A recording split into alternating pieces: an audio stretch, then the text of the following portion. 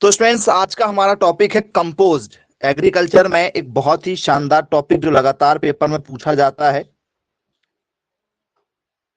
Crop में और animal में दोनों का एक टॉपिक यहां पर होता है जो लगातार पेपर में पूछा गया है। इसी पर हम चर्चा करेंगे। तो स्टूडेंट्स, टॉपिक है हमारा कंपोस्ट। पेपर में, ठीक है, ये खाद है एक प्रकार का। इस पर बेस्ड क्वेश्चन आते हैं कि भाई बताइए, जो कंपोस्ट आपका क्या है? ये आपका मेन्योर है, खाद है। तो बताइए कंपोस्ट बनाने के लिए हमें किन चीजों की आवश्यकता होती है या कैसे कंपोस्ट को तैयार किया जाता है। जैसे आपके घरों में भी कंपोस्ट को तैयार किया जाता है या नहीं तैयार किया जाता है, इसके बारे में हमसे पेपर में पूछा जाता है। तो सर सिंपल है, बोले हम लोग क्या करते हैं, घर के पीछे हमारा घर का क्या होता है, कूड़ादान होता है। उसमें हम लोग क्या करते हैं, वेस्ट मटेरियल को क्या करते हैं, उसमें डाल देते हैं। जो हमारा कूड़ा होता है, कूड़ादान होता है, तो उसी पर क्या हो जाता है, वो बारिश के पानी से सड़गल जाता है, जिससे क्या होती है, कंपोस्ट खाद तैयार हो जाती है। क्लियर है क्या? बोले हाँ सर बिल्कुल ठीक है। तो ये हमारा बेसिक कॉन्सेप्ट हो गया समझने के लिए। लेकिन पेपर में इतना पूछा जाएगा क्या? जी नहीं, इससे काम नहीं चलेगा। इसमें आती फिर बहुत सारी विधियां, बहुत सारी मेथड आती हैं जो पेपर में पूछी जाती। तो सबसे पहले तो हम लोग नॉर्मली एक डेफिनेशन लिख लेते हैं कि कंपोस्ट एक्चुअल में क्या होता है। तो क्या लिखेंगे? घर, शहर तथा पशुओं, हिंदी इंग्लिश दोनों में देखते हैं, घर, शहर तथा पशुओं के अपशिष्ट, के अपशिष्ट पदार्थों को सड़ा गलाकर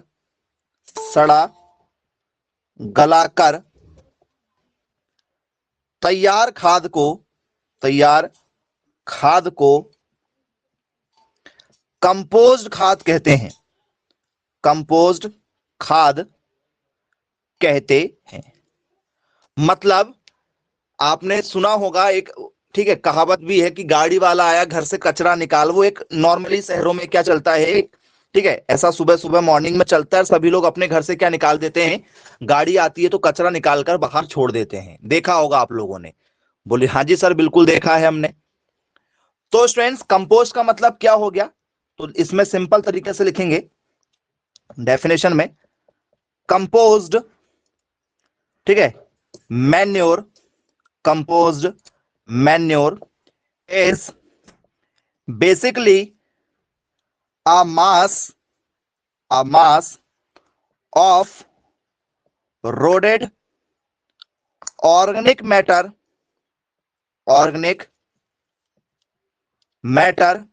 made from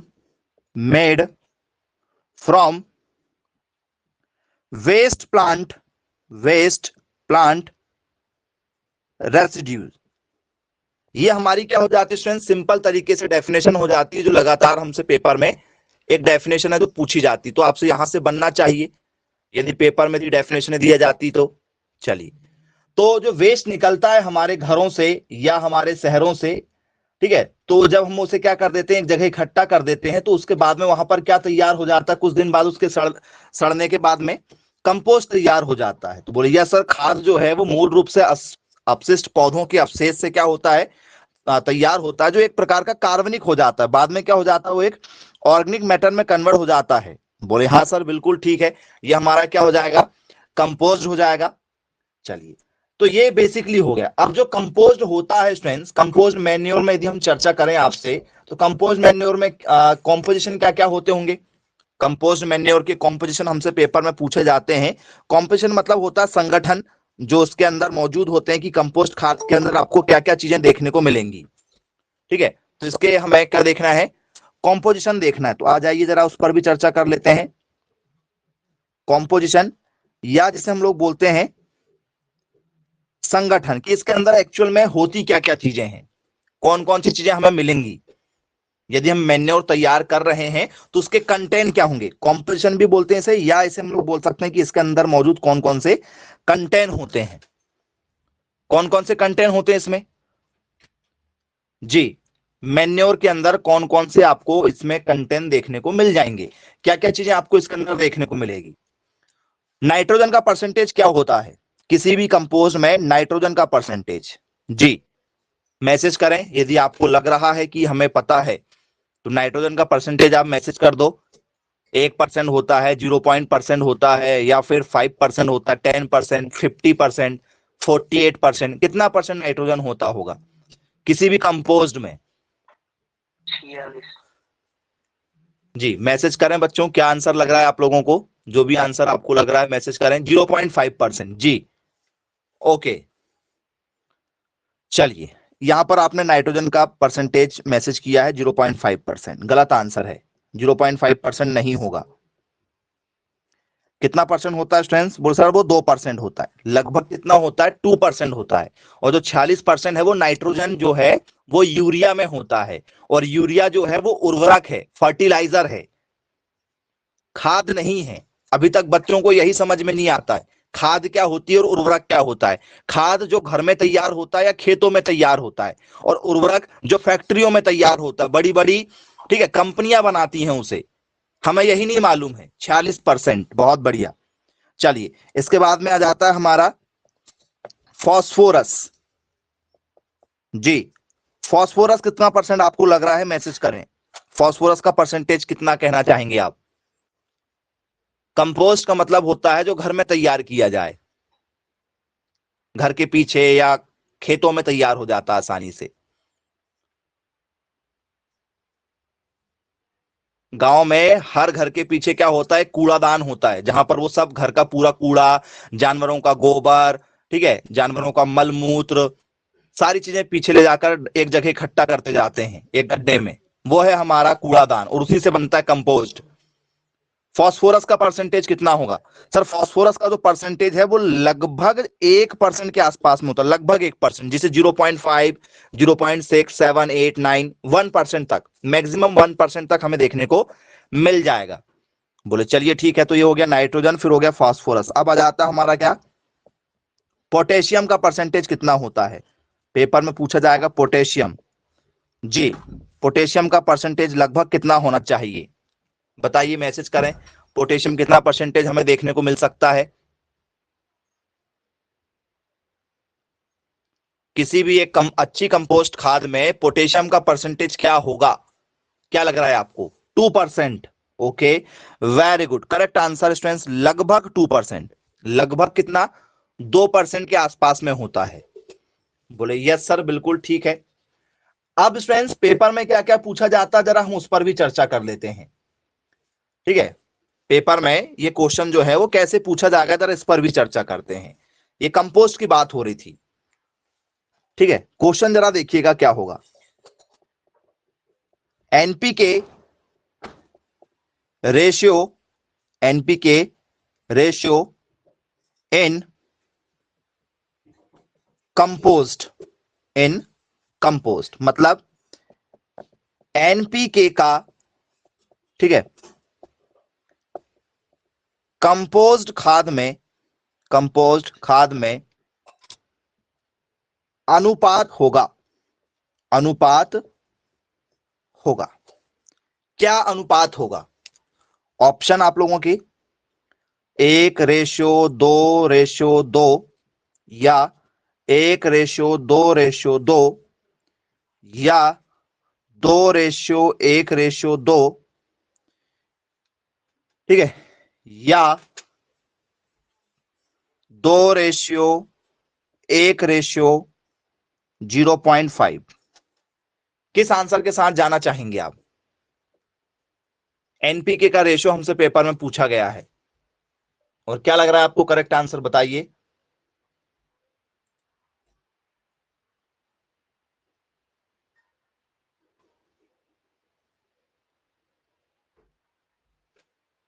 ऑप्शन नंबर सी के साथ जाना चाहेंगे? वेरी गुड जी। चलिए, अच्छी बात है भाई, ऑप्शन नंबर सी बताना चाह रहे हैं बच्चे। चलिए, ऑप्शन नंबर सी जो होगा वो क्या होगा स्टूडेंट्स? आपका करेक्ट आंसर होगा। 2:1:2 होता है। आप लोगों की जो स्क्रीन है उस स्क्रीन में आपको एक 3 डॉट दिखता होगा। 3 डॉट में जाकर आपके पास में आ जाएगा मैसेज करने का ऑप्शन, इन कॉल मैसेज। तो उसमें जाके आप मैसेज कर सकते हैं। कमेंट्स करके बताइए फटाफट क्या करेक्ट आंसर होगा। चलिए, तो option number C correct answer है बोले, ये हमने बता दिया। तो ये हमसे पेपर में क्वेश्चन पूछ लिया जाता है कि भाई क्या क्या पाया जाता है, क्या क्या चीजें नहीं पाई जाती हैं आप लोगों की। तो ये सिंपल तरीके से क्वेश्चन यदि आएगा तो बन जाएगा। चलो, ये कंपोस्ट का जो है ये पुरानी मेथड है जो हमें पेपर में पूछी जाती, सबसे पुरानी विधि यही है। गांव के हर किसान, हर आदमी जो पढ़ा लिखा हो या ना हो, क्या करता है, घर के पीछे कूड़ेदान में कूड़ा इकट्ठा करता है, वहीं पर बारिश का पानी भी छोड़ देता है, वहीं पर मलमूत्र भी डालता है, और धीरे धीरे वो 6 महीने के अंदर, 4 महीने के अंदर सड़ जाता है। तो किसान क्या करता है, गेहूं के बाद इकट्ठा करना चालू करेगा गोबर को, तो वो मक्के से गर्मी में डाल देगा, गर्मी से इकट्ठा करना चालू करेगा तो वो बारिश से पहले डाल देता है, बारिश के बाद इकट्ठा करना चालू करेगा तो अभी गेहूं की फसल में डाल देगा। मतलब हर 4 महीने, 6 महीने में वो क्या करता है, खादों को खेतों में डालते रहता है पुराने तरीके से। लेकिन फिर इसकी क्या आती है, विधियां भी आती, बहुत ही इंपॉर्टेंट विधि जो हमसे पेपर में पूछा जाता है। तो खाद बनाने की देसी तरीके से, इनकी विधियां पेपर में बहुत इंपॉर्टेंट है, और जो आप लोगों ने 11th-12th क्लासेस में पढ़ा भी है। आप लोगों की बुक में भी एक विधि का नाम है, नाम सुना हुआ होगा आप लोगों ने, वो पहली विधि हम आपको बता रहे हैं, बेंगलोर या बंगलोर, बेंगलोर या बंगलोर विधि। याद कीजिए, शायद इस विधि के बारे में आप लोग सभी बच्चे जानते हैं। बंगलोर मेथड, कंपोस्ट बनाने की बंगलोर विधि को याद कीजिए। बोले हाँ जी सर बिल्कुल ठीक है जी, याद आया, बोले यस बिल्कुल ठीक है भाई। तो ये बंगलोर मेथड जो है किसके काम में आती है भाई, वो सर कंपोजिटिंग की एक मेथड है, ठीक है, बेंगलोर मेथड ऑफ कंपोजिटिंग। बोले हाँ जी सर बिल्कुल ठीक है भाई, क्लियर है। तो ये जो विधि है, इस विधि का नाम है बंगलोर। तो कहां चालू किया गया रहा होगा इसको, बेंगलोर में।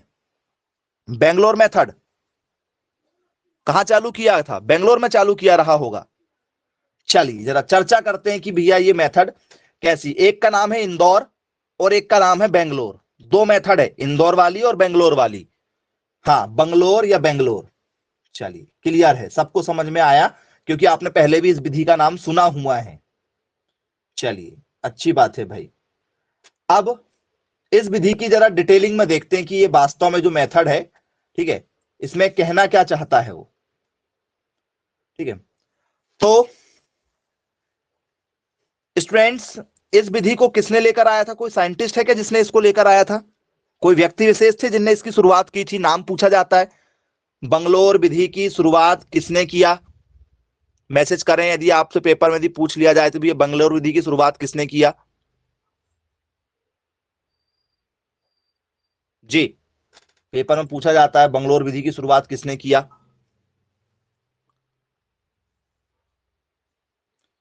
ओके, सीएन आचार्य। जी हाँ स्टूडेंट, सीएन आचार्य एक साइंटिस्ट थे, ठीक है, साइंटिस्ट थे क्या, बोले हाँ सर, ये एग्रीकल्चर में रिसर्च करने वाले थे। 1939 में, 1939 में उन्होंने इसकी शुरुआत की थी।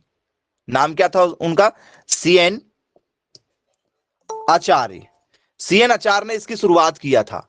तो बोले हाँ सर बिल्कुल ठीक है भाई, सीएन आचार्य ने इसकी शुरुआत किए थे। तो क्या कहा गया था स्टूडेंट सीएन आचार्य के द्वारा, कि बोले मैं इस विधि को क्या करूंगा, नाइट सॉइल से कंपोस्ट तैयार करेंगे हम लोग, ठीक है। मतलब जो पुआल वगैरह होता है आप लोगों का, पुआल किसे कहते हैं, मैसेज करें जरा आप, पुआल किसे कहा जाता है। बेटा मनीष नाम का जो बच्चा जुड़ा हुआ है, रेड बटन के बाजू में वीडियो वाला एक ऑप्शन है, उसको ऑफ करो अपना। पुआल किसे कहते हैं, क्योंकि इस विधि को तैयार किया जाता था पुआल के तरीके से। धान के परा को कहते हैं, ओके, धान के परा को कहते हैं। मतलब जब धान कट जाती है तो उसका जो डंठल होता है वो क्या कहलाता है, हमारा पुआल कहलाता है। बोले यस सर बिल्कुल ठीक है। तो ये जो बंगलोर विधि है, इस विधि के बारे में पेपर में हमसे कई बार पूछा जा चुका है। यदि पेपर में लगातार ये विधि आती है तो आप लोगों को सिंपल तरीके से लिखना होगा कि सबसे पहले क्या करते हैं इस विधि में, तो सर जो पुआल होता है, धान का जो पुआल होता है उसको गड्ढे में सबसे पहले बिछाते हैं। जैसे मान के चलो ये गड्ढा है, ठीक है, ये गड्ढा है मान चलो बनाने का, और ये गड्ढा यदि है तो आपको पता भी गड्ढा कैसे बनेगा, कैसे तैयार करेंगे। बोल सर ये गड्ढा बन गया, अब इसको इस तरीके से ढक देंगे हम लोग, इस तरीके से क्या कर देंगे, पैक कर देंगे गड्ढे को। बोले हाँ सर बिल्कुल हो जाएगा। तो आपका जो खाद तैयार हो रहा है, क्या होगा यदि आप डायरेक्ट खादों को ऐसे डालोगे तो वो मिट्टी में भी हो जाएगा, और वो पूरी तरीके से क्या होगा, उसमें हो सकता है कुछ मात्रा में मिट्टी भी आ जाए, तो वो प्रॉपर तरीके से सही नहीं बन पाएगा। तो क्या करना पड़ेगा हमें, तो सर सबसे नीचे क्या करते हैं हम लोग, यहां पर नीचे की ओर क्या करेंगे, पुआल बिछा देंगे। जैसे आपने कई कई बार देखा होगा बचपन में, या फिर कभी भी अभी आपके गांव में या शहरों में, जैसे लक्ष्मी पूजन के समय में, ठीक है, दीपावली के समय में गाड़ियों में लक्ष्मी जी को रखकर गांव गांव लेकर जाते हैं, या शहरों में भी आपने बिकते हुए देखा होगा। या कभी भी कोई भी चीज यदि आप बेचने लेकर जाओ, जैसे तरबूज बेचने लेकर जा रहे हो मार्केट में, तो नीचे क्या करते हैं आप लोग, कुछ पुआल वगैरह बिछा लेते हैं। क्यों? क्योंकि आपका जो फ्रूट है वो खराब ना हो। जैसे आप लोग मार्केट से सेब वगैरह लेते होंगे, तो सेब के जो कार्टून आते हैं, वो कार्टून के भी चारों तरफ क्या लगा हुआ होता है, पुआल लगा हुआ होता है। या दूसरे एग्जांपल से मैं आपको समझाने की कोशिश करूं, तो आप मार्केट से क्या खरीदते हो, जैसे कोई भी आपने गैजेट खरीदा, इलेक्ट्रॉनिक गैजेट है या कोई भी ऐसी चीजें खरीदा, तो जैसे आप बुक खरीद रहे हैं या ठीक है कोई भी सामान खरीद रहे हैं, मोबाइल खरीद रहे हैं, तो उसके चारों तरफ क्या होता है, आपको एक कवरिंग मिल जाती है, जो आपका ठीक है क्या होता है, रैपर होता है, उसके अंदर आपको एक कवर मिल जाता है, जिससे वो मोबाइल क्या हो, प्लास्टिक का एक कवर लगा हुआ मिलता है आपको, जिससे क्या हो वो चीजें खराब ना हो। तो वैसे ही यहां पर सीएन आचार्य ने, क्योंकि बेंगलोर विधि की शुरुआत बेंगलोर में हुई, सीएन आचार्य ने किया 1939 में, 1939 में तैयार किया गया था इस विधि को। तो नीचे ये पुआल बिछाया गया, नीचे क्या किया गया, ये पुआल बिछाया गया। तो ये क्या है, आप लोगों का पुआल है। और पुआल का मतलब आपको पता ही है क्या होता है। तो पुआल का मतलब होता है कि भैया ठीक है, जो धान होती है, धान के जो परा होते हैं, वो एक पुआल का काम करते हैं। चलिए ठीक है भाई, पुआल हो गया।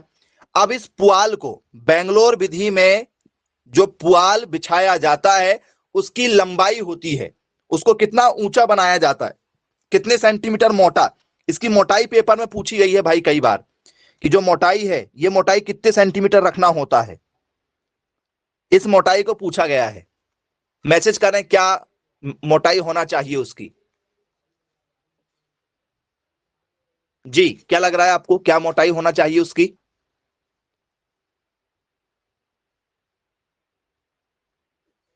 चलो सेंटीमीटर में है मोटाई, 10 centimetre, 15 centimetre, 20 centimetre, 25 centimetre, 30 centimetre, कितनी,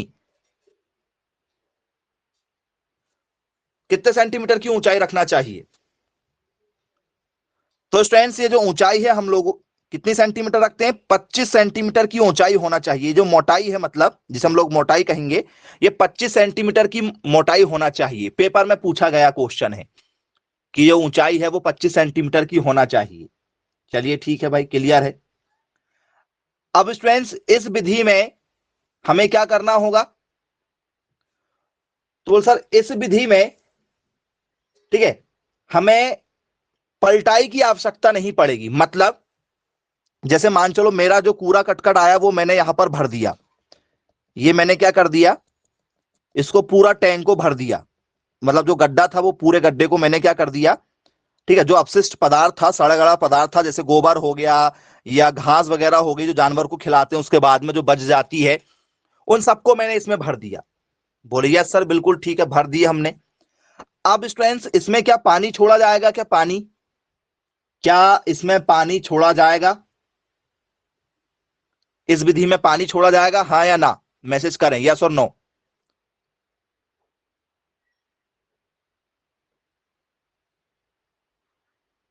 चलिए, बोले यस सर बिल्कुल पानी को छोड़ा जाएगा।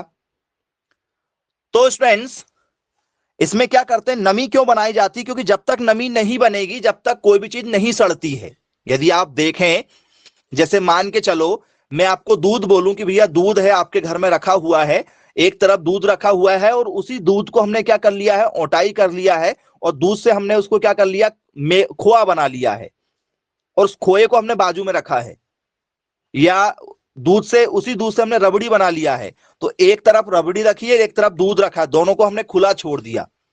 3 से 4 दिन बाद जाके देखेंगे तो दूध खराब हो जाएगा। रबड़ी खराब क्यों नहीं हुई, क्योंकि सर रबड़ी को आपने क्या किया, जब ओटाई किया है तो उसमें से पानी की मात्रा क्या हो गई है, कम हो गई है। तो जब किसी चीज से पानी की मात्रा कम हो जाती तो वो चीज सड़ क्या हो जाती है, जल्दी नहीं सड़ती। और यदि पानी की मात्रा ज्यादा है तो उस चीज में सड़न पैदा हो जाती है। तो हम लोग क्या करते हैं, इसका जो ऊपरी हिस्सा होता है, देखो अंदर तो हमने सब भर दिया, ऊपरी हिस्सा जो होता है इसका, जो एक दो लेयरिंग होती है ऊपर की, इसमें गोबर, जो गीला वाला गोबर होता है, गीला वाला गोबर, ठीक है, सूखा वाला गोबर नहीं, जो गीला वाला गोबर होता है, उस गोबर को इसकी ऊपरी सतह पर क्या कर दिया जाता है, छोड़ दिया जाता है। अब ये ऊपर वाला जो गोबर गीला वाला है, इसमें सड़न पैदा होगी, सड़न पैदा होंगी तो इसमें क्या होंगे, छोटे छोटे बैक्टीरिया पनपेंगे, बोलिए सर, छोटे छोटे जीवाणु वगैरह पनपेंगे इसमें, और वही जीवाणु फिर धीरे धीरे धीरे धीरे पूरे गोबर में, मतलब जो भी आपका जो टैंक बना है इसमें क्या हो जाएंगी, फैल जाएंगी, और एक से दो, दो से चार, और चार से 10 होने लगेंगे, और धीरे धीरे आपका पूरा का पूरा जो है, ठीक है, अपशिष्ट पदार्थ है, उसको वो एक खाद का रूप दे देंगे। अब जो खाद का रूप देंगे तो इसमें कितना समय लगेगा, समय भी तो लगेगा इसमें कुछ ना कुछ जी, समय। एक गोबर खाद को या कंपोस्ट खाद को जो हम तैयार करेंगे बेंगलोर विधि में, इसमें कितना टाइम पीरियड लगेगा, कितना समय लगेगा, 1 महीने, 2 महीने, 4 महीने, 10 महीने, कितना समय, मैसेज करें जी। और इसको फिर पैक कर देंगे, ये खुली विधि नहीं है भैया, ये बंद विधि है। बंद विधि है मतलब इसे क्या कहा जाता है कि बेंगलोर विधि जो है वो एक अवायवीय विधि है। अवायवीय विधि, अवायवीय विधि का मतलब क्या होता भैया, जिसमें ऑक्सीजन की मात्रा अंदर नहीं जाने देते हैं, यदि ऑक्सीजन जाएगी तो चीजें खराब नहीं होंगी। तो इसे हम लोग क्या बोलते हैं, इसे हम लोग बोलते हैं एनारोबिक मेथड के नाम से जाना जाता है, एनारोबिक मेथड कहते हैं इसे, एनारोबिक मेथड अवायवीय विधि है, क्योंकि इसको पैक कर दिया जाता है, गड्ढे को ऊपर से पैक कर देते हैं। चलिए क्लियर हो गया। और इसके अंदर जो 4 से 5 महीने आप लोग बोल रहे हैं जी, करेक्ट आंसर है आपका जी, 4 से 5 माह करेक्ट आंसर है।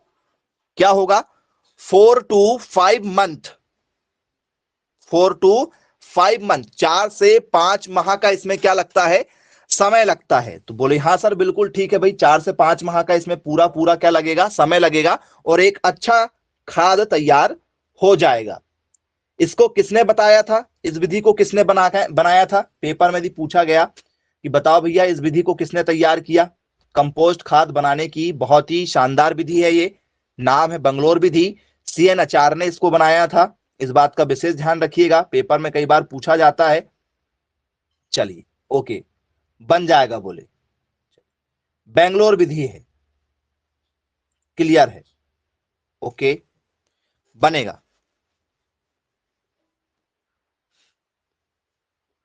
बेंगलोर विधि के बाद में सेकंड नंबर में आ जाता हमारा इंदौर विधि, पेपर के पॉइंट ऑफ व्यू से कई बार इंपॉर्टेंट है ये क्वेश्चन हमारा। इंदौर विधि किसे कहते हैं, ठीक है, इंदौर मेथड, खाद बनाने की इंदौर विधि है ये। अब इंदौर मेथड में क्या करते होंगे, इस विधि को किसने लेकर आया, इंदौर विधि की शुरुआत किसने किया था जी, पेपर में पूछा गया है इंदौर विधि की शुरुआत किसने किया जी, Harvard ward, okay Harvard ward ने किया था बोले, गलत आंसर है भैया, हार्वर्ड वार्ड नहीं है जी। और कोई बताएं किसने किया था इसकी शुरुआत,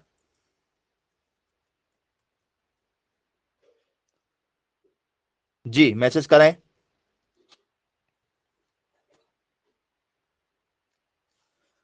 नहीं मालूम, चलिए अच्छी बात है, कोई दिक्कत नहीं। इसकी शुरुआत जिसने किया था, मतलब ये खोज जिसने किया था, इसकी स्थापना किसने किया था, तो इसको इन्वेंट किसने किया था, पेपर में पूछा जाता है कि इसका इन्वेंट जो है, इसका इन्वेंशन जो है वो किसने किया था। तो इन्वेंशन किया था स्टूडेंट्स इसका अल्बर्ट, नाम क्या है, अल्बर्ट हार्वर्ड। किसने किया था बच्चों, अल्बर्ट हार्वर्ड नाम के साइंटिस्ट थे जिन्होंने इंदौर विधि की शुरुआत किए थे। इंदौर विधि की शुरुआत किसने किया था, अल्बर्ट हार्वर्ड ने इंदौर विधि की शुरुआत किया था। ओके चलो ठीक है, कब किए थे, 1924 से 1926 का जो दौर था, इस समय इंदौर विधि की शुरुआत हुई थी। कहां हुई थी इंदौर विधि की शुरुआत, सर इंदौर विधि की शुरुआत जो इंदौर में की गई थी, बोले यस सर बिल्कुल ठीक है। तो चावल का जो भूसा होता है, जैसे आपने देखा होगा कि जो किसान वर्ग होता है, चाहे वो आप लोगों का रायपुर एरिया का हो गया, या फिर इंडिया में बात करें तो हमारा मंडला बालाघाट वाला एरिया हो गया, या साउथ में चले जाए तो तमिलनाडु वाला एरिया हो गया, जिधर धान की खेती होती है तो वहां पर धान को क्या करते हैं, हार्वेस्ट करने की मशीन भी होती है। तो जब जैसे आपने देखा होगा गेहूं का भूसा बनता है, गेहूं कटाई के बाद में गेहूं को जब साफ कर दिया जाता है मशीन के द्वारा तो भूसा तैयार किया जाता है, तो वैसे ही चावल का भूसा होता है।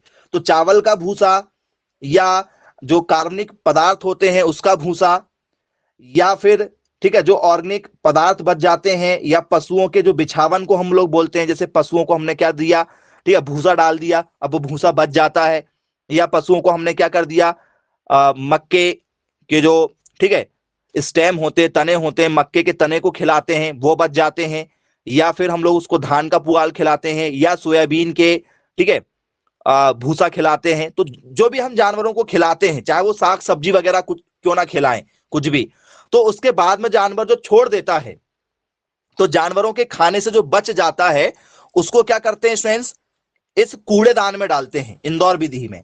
तो यह भी सेम वही मेथड है हमारी, लेकिन इसमें स्टूडेंट जो टैंक तैयार किया जाता है, ध्यान से समझिएगा, इसमें स्टूडेंट जो टैंक तैयार किया जाता है इसमें भी बिछावन की आवश्यकता पड़ती है आपको। बोले हाँ सर बिल्कुल ठीक है।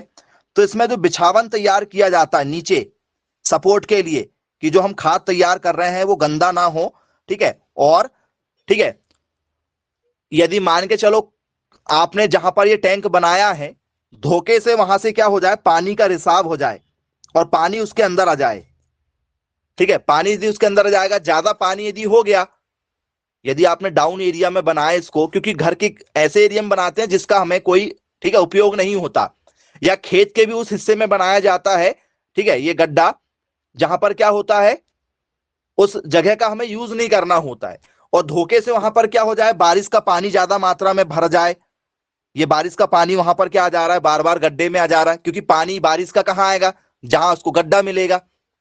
तो नीचे पुआल बिछाने से क्या होता है कि भैया गड्ढे में पानी ज्यादा नहीं भराना चाहिए, ठीक है, एक सोक जैसा बनाया जाता, सोक टैंक जैसे, कि भैया वो नीचे ज्यादा खराब नहीं होना चाहिए।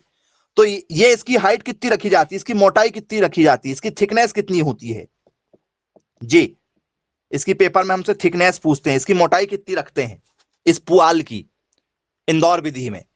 बेंगलोर विधि में तो 25 सेंटीमीटर है, इसमें कितनी होगी जी, बताइए, पेपर में पूछा गया भैया।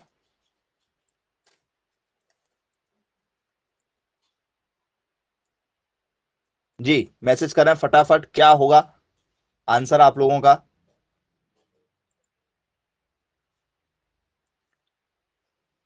इंदौर विधि में स्टूडेंट्स इसकी जो मोटाई है वो रखी जाती है स्टूडेंट 60 सेंटीमीटर, कितनी रखी जाती है बच्चों, 60 सेंटीमीटर रखी जाती है, याद रखिएगा, इसकी मोटाई ज्यादा रखते हैं, कितनी, 60 सेंटीमीटर रखते हैं।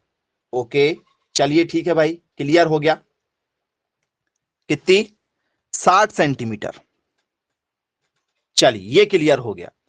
अब स्टूडेंट्स इनमें हम लोग किन किन चीजों का यूज करते हैं, यदि मैं आपसे बात करूं तो भैया प्लांट रेसिड्यूज, जैसे वीड्स वगैरह हो गया, या कोई भी स्टेम हो गई, या कोई पत्तियां हो गई, ठीक है, बोलिए सर, या फूडर, ठीक है आपका लीफ ओवर हो गया, मतलब जो खाने के बाद में बच जाते हैं, या एनिमल डंक हो गया, गोबर वगैरह हो गया, एनिमल का यूरिन हो गया, उसका उपयोग करेंगे हम इसमें, या क्या करेंगे हम लोग, ठीक है जो हमारा वुड एश होता है, राख वगैरह घर की बस्ती की नहीं बस्ती, आपने देखा होगा जो लोग क्या करते हैं चूल्हे का यूज करते हैं गांव में, तो वो चूल्हे की जो राख निकलती है उस राख को भी कहां डालते हैं,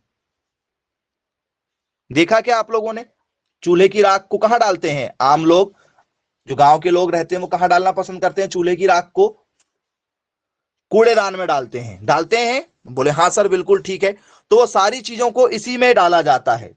तो इसमें क्या क्या चीजें रखेंगे भाई, इसके अंदर क्या क्या चीजें होती है वो आपको मैं बता दे रहा हूं कि क्या क्या चीजें रखते हैं हम लोग, जिससे अच्छा तैयार होता। तो पहला क्या हो जाएगा स्टूडेंट्स हमारा, ठीक है, इसके एग्जाम्पल में क्या क्या होंगे अंदर, इसके अंदर क्या क्या भरोगे, प्लांट रेसिड्यूज, ठीक है, मतलब पौधों के अवशेष जिसे कहा जाता है, पौधे के अवशेष हो गया, इनको हम इसमें रखेंगे, पौधे के अवशेष को रखेंगे। दूसरा क्या हो गया हमारा स्टूडेंट्स, इसमें पौधे के अवशेष में क्या जाएगा, ऑल वीड्स, सभी खरपतवार। प्रूनिंग करने के बाद में जैसे मान चलो आपके घर में क्या लगा है, आम का पेड़ लगा है, या ठीक है गुआवा जाम का पेड़ लगा हुआ है, या कोई भी ऐसी पत्तियां जैसे आपने के घर में ठीक है क्या गुलाब के फूल लगे हैं, तो आप उसकी क्या करते हो, प्रूनिंग करते हो, कटाई छटाई करते हो। हाँ बिल्कुल, स्टॉक डंठल वगैरह हो गया, या स्टेम तना वगैरह हो गए, या कोई भी पत्तियां वगैरह हो गई, जो भी आपने कटाई छटाई किए हैं, उसके बाद में जो बच जाता है उसको आप लोग प्लांट रेसिड्यूज कहते हैं, उसको आप डालोगे इसमें। फिर क्या डालेंगे हम लोग, और क्या डालते हैं हम लोग, काऊ डंक डालते हैं। बोलिए सर, काऊ डंक होता है, ठीक है। और क्या डालते हैं, काऊ का यूरिन भी डालते हैं। बोलिए सर, मतलब पशु का गोबर तथा उसका मूत्र, ये दोनों चीजें भी हम लोग क्या करते हैं, किसमें डालते हैं, कूड़ेदान में डालते हैं। बोले यस सर, बिल्कुल ठीक है।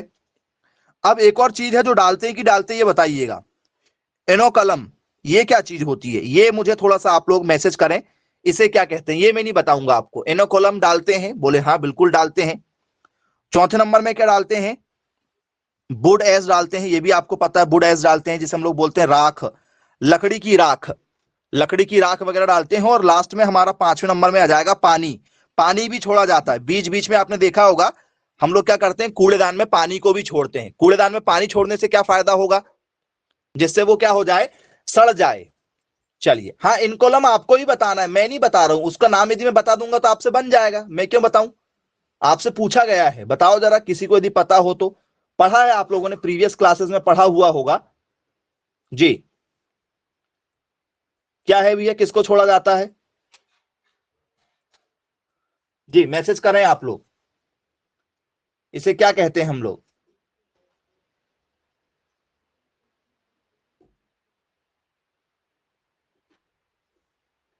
वेजिटेबल के जो एसेस होते हैं वो, उनको जी। और कोई, बहुत बढ़िया। चलिए, और कुछ लोग ट्राई कर रहे हैं, अच्छी बात है भाई, देखो ट्राई करने वालों को ही बनेगा, जो ट्राई करेगा उसको बनेगा। बहुत शानदार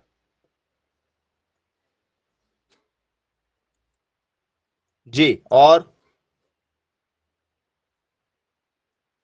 चलिए, एनोकुलम का मतलब होता है स्टूडेंट्स आपका सूक्ष्म जीव। एनोकुलम क्या होते हैं, आपके सूक्ष्म जीव होते हैं। सूक्ष्म जीव मतलब इसमें आप क्या लाके छोड़ सकते हो, केंचुआ नहीं छोड़ सकते। इस टैंक में यदि आपने केंचुआ लाके छोड़ दिया तो छोड़ सकते हो, नहीं छोड़ सकते हो।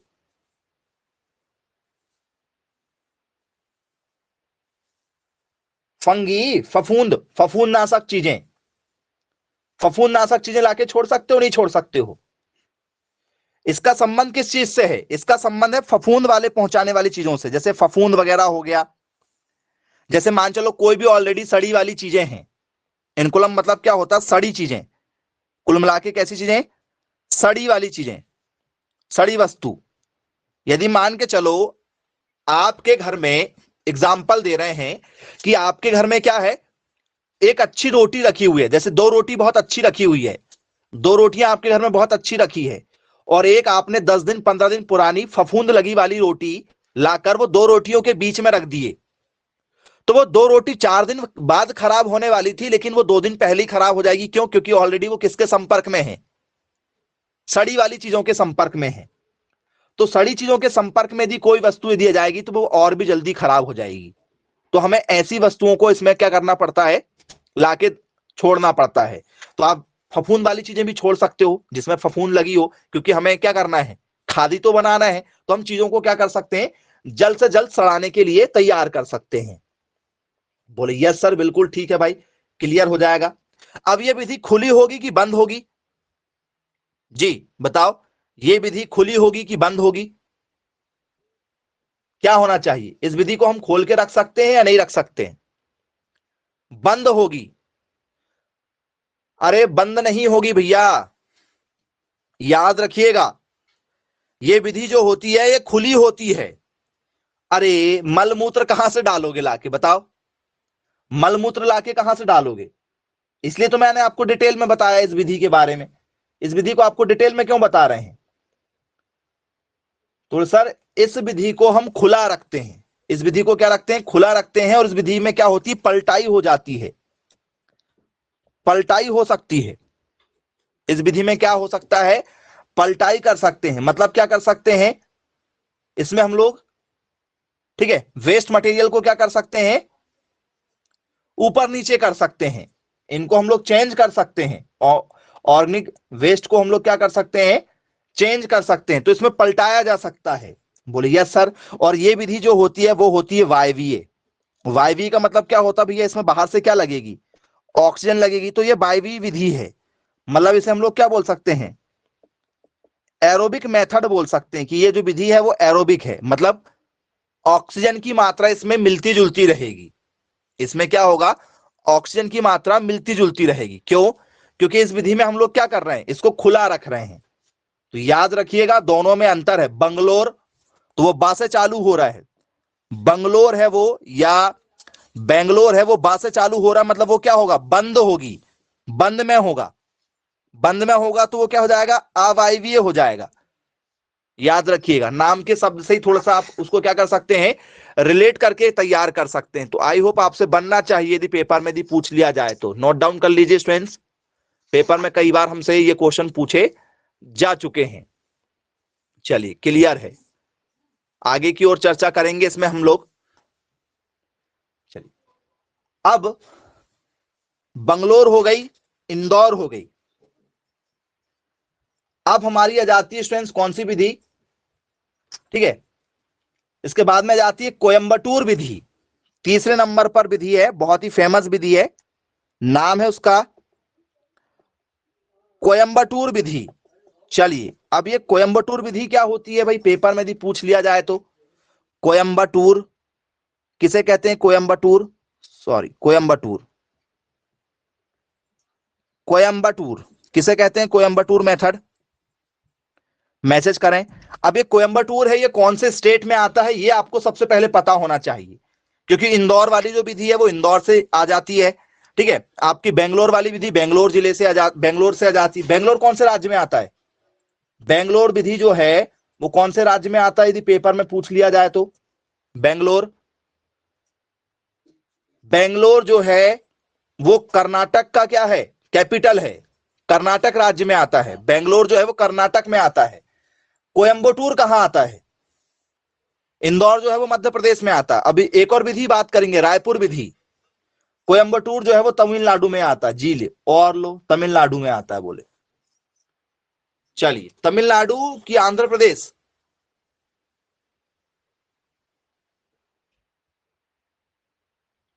तमिलनाडु। ओके, करेक्ट आंसर है।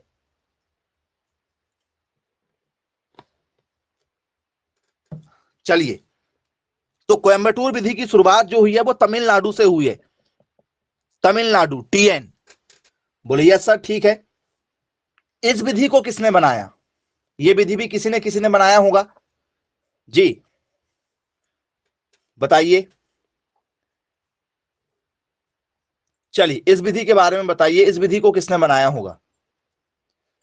मणिकर्ण। नाम सुना है मणिकम? नहीं सुना मणिकम नाम? चलिए मणिकम, उनको बनाने वाले कौन थे स्टूडेंट्स? मणिकम थे। मणिकम ने इनको बनाया था। ओके ठीक है भाई, बनेगा। बोले मणिकम ने कोयंबटूर तमिलनाडु में इस विधि की शुरुआत किया था। अब ये विधि जो शुरुआत हुई थी, ये विधि को कब शुरुआत किया गया था? तो इस विधि की शुरुआत हुई थी 1967 में। 1967 में कोयंबटूर विधि की शुरुआत की गई थी। ओके चलिए ठीक है, सारी प्रोसेस वही है, तैयार वैसे ही होगा। ठीक है, क्लोज तरीके से ही इसको तैयार किया जाएगा। बस फर्क ये है स्टूडेंट्स कि इस विधि में, ठीक है, ये लक्ष्य रखा गया कि इस विधि को हम लोग क्या करेंगे? 4 माह में क्या कर लेंगे हम लोग? 4 मंथ्स में क्या करेंगे? ठीक है, खाद को कंप्लीट कर लेंगे। 4 मंथ्स में क्या कर लेंगे हम लोग? खाद को कंप्लीट कर लेंगे। ठीक है, तो बोले यस सर बिल्कुल ठीक है भाई, खाद इसमें 4 मंथ्स में कंप्लीट हो जाएगा। कोयम्बटूर विधि में कहां से संबंधित है? तमिलनाडु से संबंधित है। पेपर में पूछा जाता, ज्यादा नहीं पूछा जाता इन विधियों के बारे में। तमिलनाडु से संबंधित है, इस बात का ध्यान रखना है हमें। बोले यस सर बिल्कुल ठीक है, तमिलनाडु से संबंधित है। किसने इसकी शुरुआत किया था? तो मणिकम नाम के एक, ठीक है, वैज्ञानिक थे, उन्होंने इसकी शुरुआत किया था। कब किया था? 1967 में किया गया था। इसमें टारगेट क्या रखा गया था कि जो भी हम इसमें खाद तैयार करेंगे वो खाद को हम लोग 4 माह में बनाने की कोशिश करेंगे। बोले यस सर बिल्कुल ठीक है भाई, बनेगा। बोले पेपर में भी पूछा जाएगा तो नोट डाउन कर लीजिए इसे। चलिए, अब पेपर के हिसाब से स्टूडेंट्स हम जरा चलते हैं कि यदि कोयम्बटूर विधि हम बना रहे हैं, ठीक है, तो कोयम्बटूर विधि में कुछ खास होगा क्या? तो सर इसमें हमें वेस्ट लेना है, इसमें भी वेजिटेबल वगैरह हो गया, एनिमल डंक हो गया, वाटर हो गया, ये सारी चीज लेंगे। चलिए, ठीक है, अब ये हो गया हमारा कोयम्बटूर विधि। अब ये जरा तीनों विधि पर हम जरा डिटेल में चर्चा करेंगे अभी थोड़ा सा, ठीक है, स्टॉप ले लेके आपको बता रहे हैं। पहली विधि आपने क्या देखा? बेंगलोर विधि देखा। ठीक है, पहली विधि आपने कौन सी देखा है? बेंगलोर या बंगलोर देखा है? बोले हाँ सर बंगलोर विधि देखा है। तीन तीन विधि का एक साथ आपको जरा, ठीक है, कॉम्बिनेशन बना के बता रहे हैं। बंगलोर विधि हो गई। दूसरी में आपने कौन सी देखा है स्टूडेंट्स? बोले सर हमने देखा है इंदौर विधि देखा है, इंदौर विधि हो गई हमारी। और तीसरे नंबर में हमने देखा है अभी कोयम्बटूर विधि देखा है। क्या देखा है? कोयम्बटूर विधि देखा है। ये 3 विधियों पर हमने चर्चा किया। अब यदि मैं आपसे बात करूं, पहला ही क्वेश्चन जो पेपर में हमसे पूछ लिया जाता है, साइज ऑफ द पिट, इसका जो पिट होगा स्टूडेंट्स उसका साइज क्या होगा? पिट का मतलब क्या होता है यदि कोई पूछे? पिट मतलब क्या होता है? पिट मतलब होता है गड्ढा। पिट मतलब क्या होता है हमारा? गड्ढा होता है। गड्ढे का साइज क्या होता है? गड्ढा ऐसा भी लिखते हैं, या आपने गड्ढा देखा होगा, गड्ढा ऐसा भी लिखते हैं, या इसको हम लोग इंग्लिश में बोलते हैं पिट। इंग्लिश में एक शब्द यूज किया जाता है पिट, गड्ढा। इसका जो गड्ढा तैयार किया जाएगा, क्योंकि जब कोई भी विधि तैयार होती है तो उसका गड्ढा भी तैयार होगा। कोई घर बनेगा तो उसका नक्शा भी बनेगा, कहां क्या बनाना है। तो जो गड्ढे का आकार होता है, वो गड्ढे का आकार इसमें पेपर में हमसे लगातार पूछा जाता है कि भैया गड्ढे का आकार कितना होगा। जी, आप मैसेज कर दीजिए, ठीक है, और बताइए कि कोयम्बटूर में गड्ढे का आकार कितना होगा। जी बताइए, मैसेज करें। जो कोयम्बटूर विधि है इसमें गड्ढे का आकार कितना होगा? Size of the pit in Coimbatore method. Coimbatore method में लंबाई गुणित चौड़ाई गुणित गहराई, यही होगा। लंबाई गुणित चौड़ाई गुणित गहराई, डेप्थ, डी लिखेंगे यहां पर, है ना, डी, ए बी डी। लंबाई गुणित चौड़ाई गुणित क्या हो जाएगा? गहराई हो जाएगा। लेंथ, ब्रेथ और डेप्थ, ठीक है, लंबाई, चौड़ाई और गहराई, ये रहेंगी इसमें। लंबाई, चौड़ाई और गहराई कितनी रहेगी? जी बताइए स्टूडेंट्स, क्या होगा? तो स्टूडेंट्स, लंबाई चौड़ाई यदि हम बात करेंगे तो ये 3.6 मीटर, ठीक है, लंबा रहेगा। 1.8 मीटर चौड़ा रहेगा और 1 मीटर इसकी क्या रहेगी? गहराई रहेगी। मीटर में है 3.6 गुणित 1.8 गुणित 1 मीटर, ये उसकी क्या हो जाएगी स्टूडेंट्स? गहराई हो जाएगी, जो हमसे पेपर में पूछा जाता है।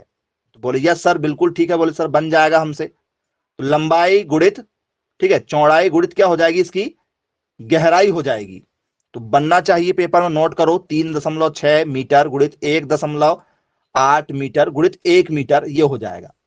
अब यहीं पर इंदौर विधि यदि पेपर में यदि पूछ ली जाए आपसे कि भैया इंदौर विधि की तैयारी करना है, इंदौर विधि बनाना है, इंदौर विधि कैसे बनाओगे? जी, इंदौर विधि में गड्ढा कैसे तैयार करेंगे, उसकी लेंथ कितनी होगी, पेपर में यदि पूछ ली जाए तो? लंबाई गुणित चौड़ाई गुणित गहराई कितनी होगी? Depends on the quantity of based. सबसे पहला तो यही होता है कि मेजरमेंट ऑफ द पिट यदि आपको लेना है, लंबाई चौड़ाई गहराई यदि लेना है, तो डिपेंड करता है कि जगह कितनी है। फिर भी एक एवरेज लगाया जाता, सभी का एक एवरेज लगाया जाता है।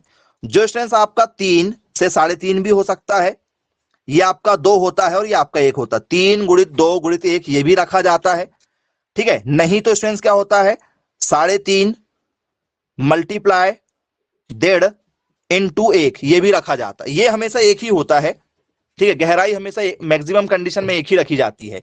तो हमें यही डाटा याद रखना है, इसके नजदीक का जो भी आएगा वो बनना चाहिए। 3, 2 और 1 लंबाई गुणित चौड़ाई क्या हो जाती है, इसका आंसर हो जाता है। तो आई होप आपको ये भी बन जाएगा भैया, इंदौर विधि यदि पेपर में पूछ ली जाए तो।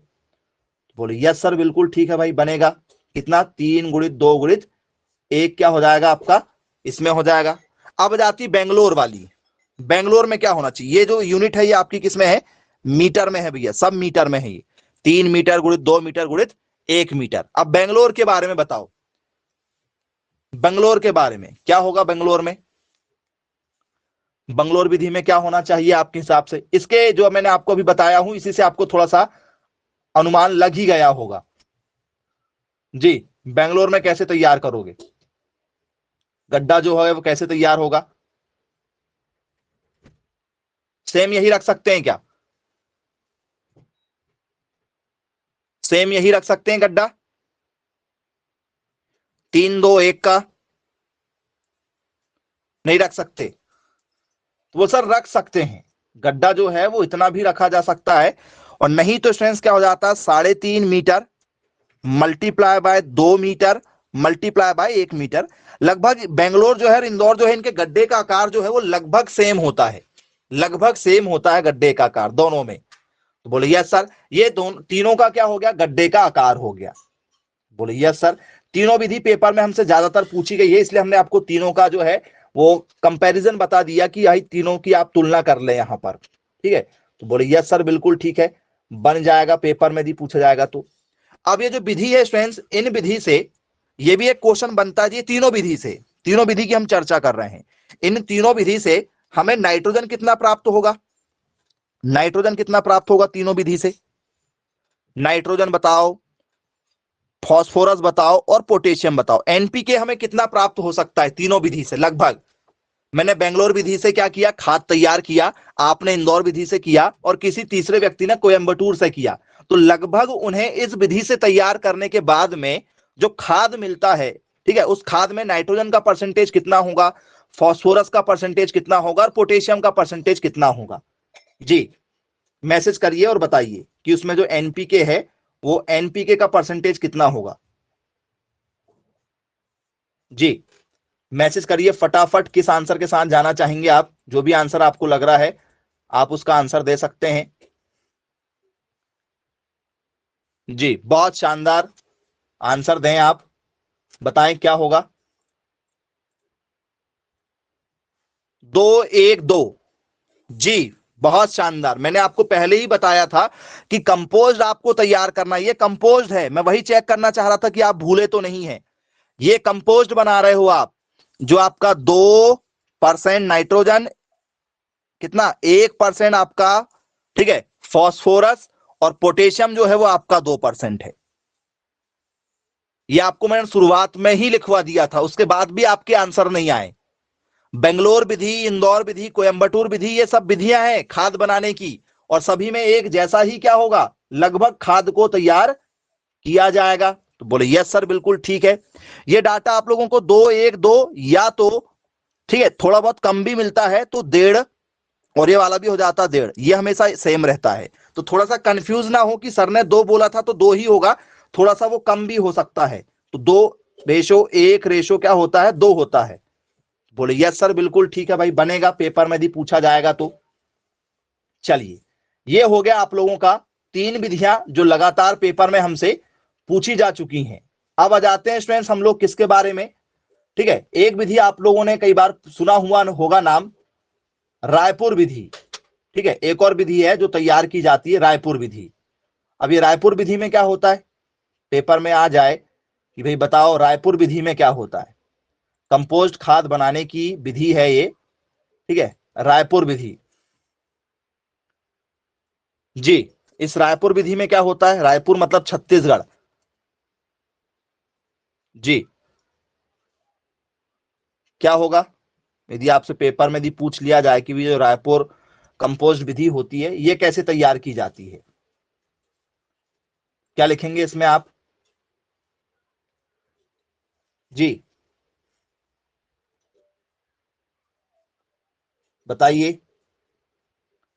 रायपुर विधि हमसे पेपर में पूछी जाती है। एनीवन, कोई बताना चाहेगा इसका आंसर, रायपुर विधि का आंसर? नहीं।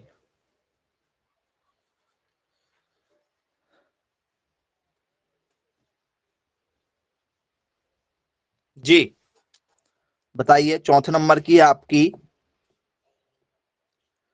रायपुर विधि।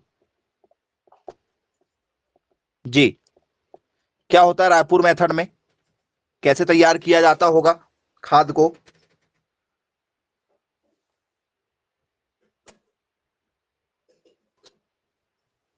एनीवन, कोई रायपुर की जो कंपोस्ट विधि है उसके बारे में कोई जानकारी दी आपको हो तो?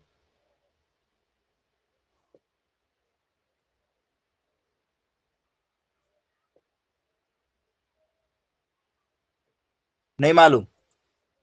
चलिए, खाद बनाने की बहुत ही बढ़िया विधि में से एक विधि मानी जाती है स्टूडेंट्स। चलिए,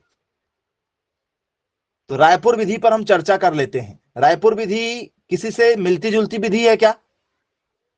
रायपुर विधि आपसे पेपर में यदि पूछा जाए कि क्या रायपुर विधि किसी विधि से मिलती जुलती है या नहीं है, तो क्या लिखोगे?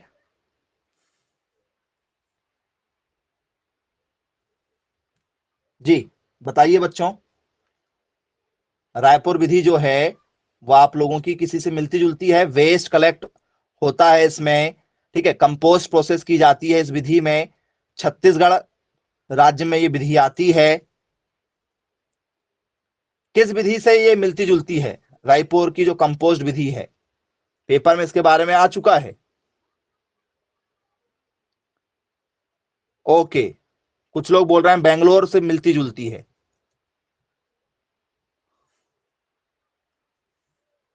चलिए, अच्छी बात है भाई। तो स्टूडेंट्स, एक प्रकार से इसमें बर्मी कंपोस्ट जो है हमारा, ठीक है, वैसे ही इसको तैयार किया जाता है। अब जरा इस विधि पर डिटेल में हम चर्चा करते हैं। तो स्टूडेंट्स, क्या होता है, गांव में जो परंपरागत तरीके से जमीन में गड्ढा खोदकर जो कूड़ा डाला जाता है, ठीक है, बस वही विधि इसमें अपनाई जाती है। ठीक है, जो पुरानी जो मेथड है वही विधि अपनाई जाती है। सूखे के मौसम में क्या होता है, हम लोग गड्ढा खोदते हैं और उसमें खाद डालते हैं और वर्षा ऋतु का पानी उसमें छोड़ दिया जाता है। तो बोले हाँ सर, बिल्कुल ठीक है।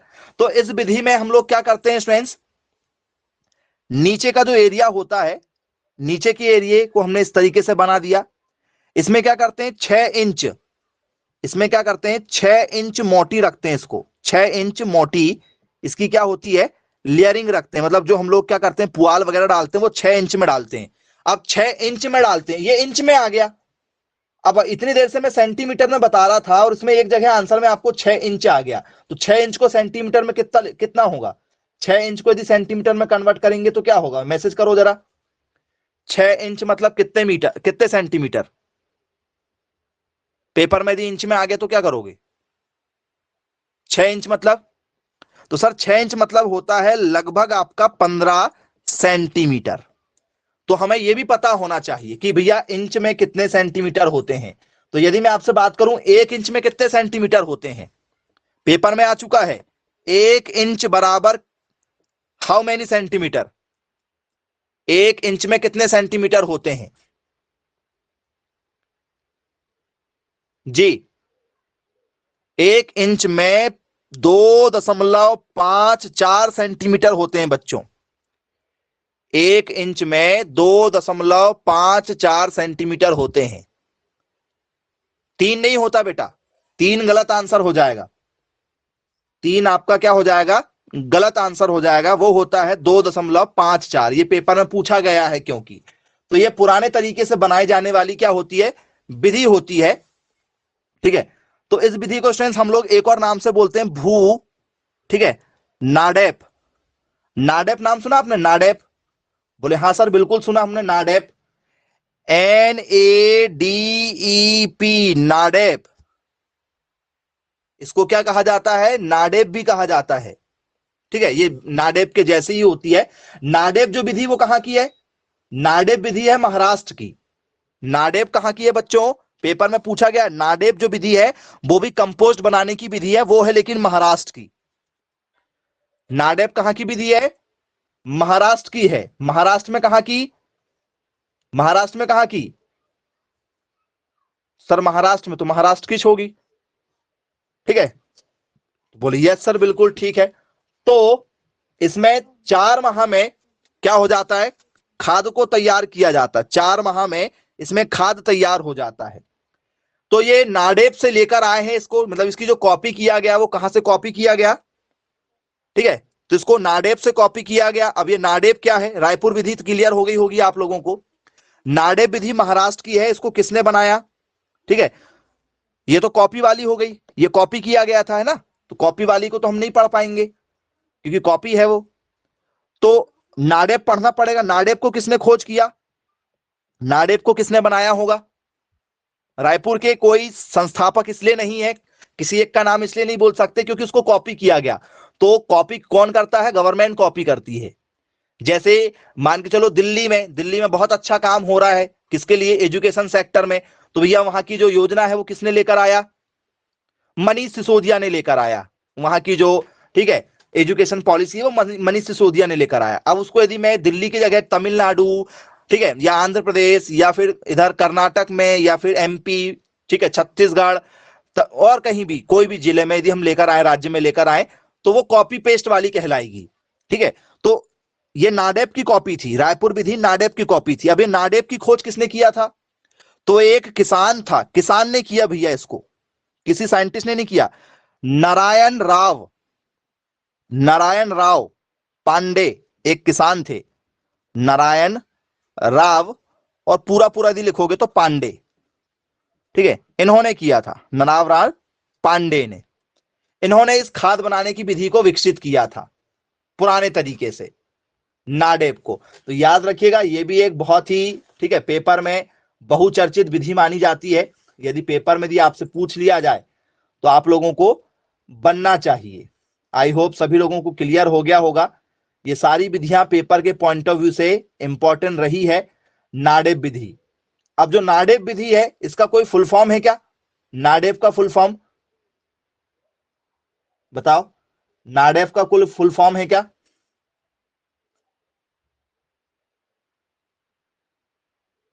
जी, यदि मैं आपसे बात करूं कि भैया जो नाडेप है ये एक विधि है, इस विधि का कोई फुल फॉर्म है, कहीं ये नारायण देव के नाम पर ही तो नहीं है? ऐसा लग नहीं रहा आपको कि नाडेप जो है वो पूरा पूरा ऐसा मिलता जुलता लग रहा है उसके नाम के जैसे? नारायण देव, ठीक है, पांडराई पांडे, ऐसा कुछ लग रहा है नाम से मिलता जुलता? बोले हाँ जी सर, नाम में ही सारा खेल छुपा हुआ है। जरा ध्यान से देखिएगा। एने मतलब हो गया नारायण, एने मतलब क्या हो गया? नारायण। पूरा नाम आता है इनका नारायण देव राव। नारायण, बीच में एक और देव आता है, पूरा पूरा नाम बनता है इनका नारायण देव राव एक साथ। तो ये देव हो गया, डी का मतलब हो गया देव, और ये पी का मतलब हो गया पांडे से। पी का मतलब क्या हो गया? पांडे से हो गया। तो ये अपने नाम में ही छुपा हुआ है, नारायण देव पांडे। ठीक है, ये क्या है? उनका नाम है, उन्हीं ने उसको क्या दे दिया? नाडेप नाम दे दिया कि भैया मेरा नाम है तो मेरा नाम ही चलना चाहिए हमेशा। तो उन्हें नारायण देव पांडे दिया। यह महाराष्ट्र की योजना है। महाराष्ट्र में खाद बनाने का जो तरीका खोजा गया था ये वहां से आया है। बोले यस सर बिल्कुल ठीक है। अब जो है ये हमारी 5 हो गई है, नाडेप को मिला के कितनी हो गई? ठीक है, 5 विधियां हो गई जो हमसे पेपर में पूछी जाती। नाडेप 6वीं नंबर की जो विधि है ये हमने विदेश से लेकर आए हैं। विदेश में ये इसकी शुरुआत की गई थी, एडको नाम है इसका। अगला जो है और ये लास्ट विधि है आप लोगों की, एडको नाम है इसका। पेपर में बहुचर्चित विधियां जो लगातार पूछी गई हैं। और भी विधियां हैं जो पूछी जाती नहीं पूछी जाती हैं, तो उनको पढ़ के कोई मतलब नहीं है। जो काम की विधियां हैं जो लगातार पेपर में आपसे आ रही हैं उसको आपको पढ़ाया जा रहा है। तो एडको जो विधि है, एडको ये विधि कहां से आई है? सर ये विधि की शुरुआत हुई है 1921 में। एडको की शुरुआत कहां शुरुआत हुई है बताओ? इंग्लैंड में। ये विदेश की विधि है। कहां शुरुआत हुई है? इंग्लैंड में इसकी शुरुआत की गई थी। बोले यस सर बिल्कुल ठीक है। अच्छे से लिख लीजिएगा आप लोग, इंग्लैंड थोड़ा सा ऐसे करके लिखें। अब ठीक है, इंग्लैंड में इसकी शुरुआत की गई थी। बोले यस बिल्कुल ठीक है। किसने शुरुआत किया था? कोई साइंटिस्ट रहा होगा जिसने इसकी शुरुआत किया होगा जी। एडको जो विधि है इसकी शुरुआत किसने किया है? पेपर में पूछा जाता है कि भैया जो एडको कंपोज्ड है, ठीक है, बहुत फेमस कंपोज है ये, और इसको किसने शुरुआत किया था एडको कंपोस्ट की? तो सर दो साइंटिस्ट थे, दो लोगों ने इसकी खोज किया था। एक का नाम है आपका हरिंचन, ठीक है, नाम जरा ध्यान से सुनिएगा, हचिनसन, हचिनसन तथा रिचर्ड्स, ये दो लोग थे, हचिनसन और रिचर्ड्स, इन दोनों ने इसकी शुरुआत किया था। बोले यस सर बिल्कुल ठीक है। इंग्लिश नाम भी लिख लीजिएगा आप लोग, हचिनसन और रिचर्ड्स, इन लोगों ने इसकी शुरुआत किया था। कब किया था? 1921 में इसकी शुरुआत की गई थी। और पेपर में यदि पूछा जाए आप लोगों से तो बनना चाहिए भाई क्वेश्चन, नोट डाउन कर लीजिए। ये सभी क्वेश्चन आपसे पेपर में पूछे जा चुके हैं और यहां से क्वेश्चन यदि आता है तो आप लोगों से बनना चाहिए। तो टोटल ये 6 विधियां हैं जिनसे एक कंपोस्ट खाद तैयार किया जाता है, एक मैन्योर को तैयार किया जाता है। तो ये सभी क्वेश्चन आप लोगों के लिए बहुत ही इंपॉर्टेंट है। तो चलिए ठीक है स्टूडेंट्स, आज की क्लास को हम यहीं समाप्त करते हैं, फिर मिलेंगे कल की क्लास में। बाय बाय, टेक केयर जी। किसी को